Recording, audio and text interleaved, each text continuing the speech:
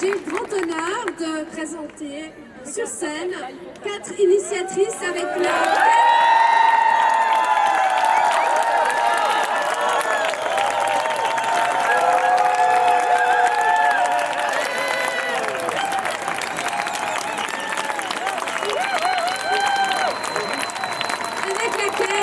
j'ai eu la chance de cheminer 3 semaines.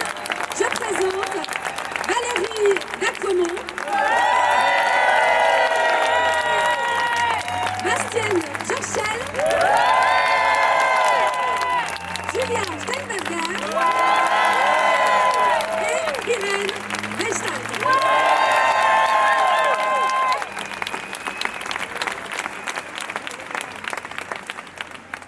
Chères marcheuses, chers cyclistes et organisatrices de la marche, chères agricultrices et agriculteurs que nous avons rencontrés sur les chemins, chères habitantes des quartiers alternatifs des villes, chères associations qui nous avons initiés au monde de demain. Du fond du cœur, je vous remercie de m'avoir donné la force de croire qu'une transformation profonde de notre monde est possible et désirable. Merci pour la solidarité et la délicatesse lorsque nous avons avancé à la vitesse de nos aînés, lorsque nous avons écouté nos enfants et porté les plus petits d'entre eux, lorsque nous avons pleuré de désespoir en traversant notre nature si bétonnée et ri de plaisir au milieu de la forêt. Si nous avons été si heureux ensemble, c'est parce que nous avons vécu simplement, tout en respectant nos besoins fondamentaux, boire de l'eau des fontaines, manger des légumes et produits locaux délicieux, respirer de l'air pur, avoir un toit fourni par les communes, être en sécurité physique en traversant les routes et en sécurité affective grâce à notre bienveillance mutuelle, et trouver du sens à la vie en luttant pour une cause commune. Nous n'avions pas besoin de plus. Puisse cette expérience nous donner le courage de ne pas retourner au monde d'avant ce soir, en rentrant chez nous. Continuons à baisser notre empreinte carbone en laissant tomber notre voiture pour la marche ou un vélo, en gardant la viande pour les jours de fête, en nous chauffant à 19 degrés plutôt qu'à 22, en réparant plutôt qu'achetant les objets dont nous avons vraiment besoin. Et prenons-le comme un jeu où nous essayons de battre notre propre record en descendant nos émissions de 20, 15 tonnes à 10, puis 8, puis 6 même. Mais les gestes individuels ne suffisent absolument pas. Pour descendre à 2 tonnes par personne, c'est le système que nous devons transformer.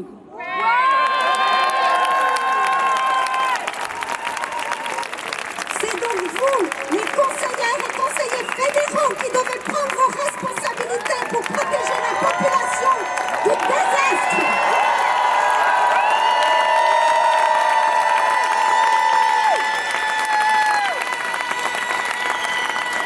Monsieur Barset, je vous en conjure, notre système de santé va droit dans le mur.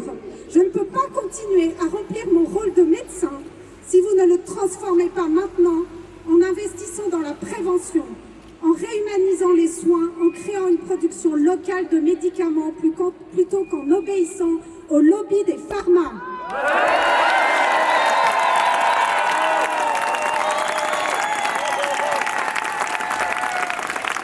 Monsieur Parmelin, les agriculteurs et agricultrices nous l'ont dit, les exploitations doivent rester à taille humaine. La grande distribution doit cesser d'accaparer les bénéfices, les obliger à jeter des tonnes de légumes pour laisser entrer ce produit à l'autre bout de l'Europe. C'est totalement absurde.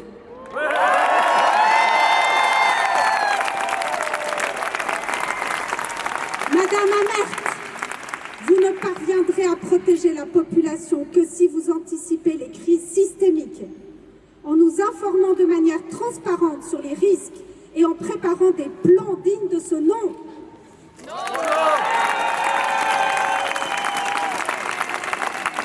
Madame Baumschneider, plutôt que de mettre en prison nos jeunes activistes du climat qui, eux, sont lucides sur les causes et les conséquences du dérèglement climatique. Écoutez ce qu'ils ont à vous dire. Monsieur Cassis, préservez la tradition du maintien de la paix qu'a toujours eu la Suisse, car la guerre est le pire fléau de l'humanité. Et c'est ce qui arrivera même chez nous si nous ne partageons pas intelligemment nos ressources. Bravo!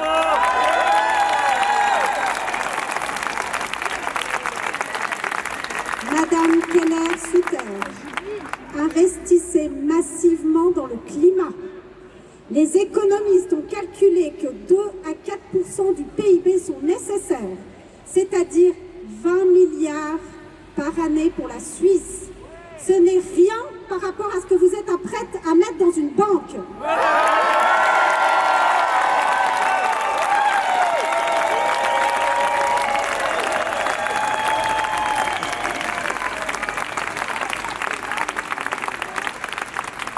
Et surtout, vous, Monsieur Rochety,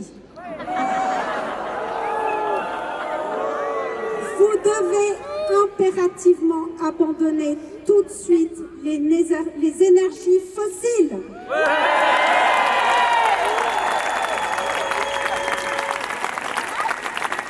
Non seulement elles ne sont même plus rentables, mais elles sont la cause de notre perte.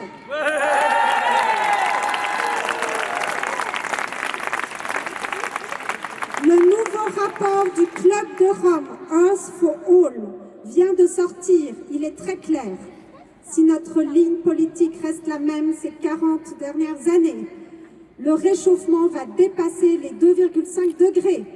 La volatilité des prix de la nourriture et de l'énergie va s'empirer. Les inégalités et tensions sociales vont s'accélérer et la prospérité va diminuer rapidement pour tout le monde. Ce rapport conclut qu'une survie digne de notre humanité n'est possible que si nous entreprenons dès maintenant 5 actions. Éradiquer la pauvreté. Réduire les inégalités. Donner du pouvoir aux femmes. Transformer le système alimentaire. Transformer le système énergétique. Chères autorités fédérales, vous ne pouvez et ne devez pas faire cette transformation seule dans votre coin.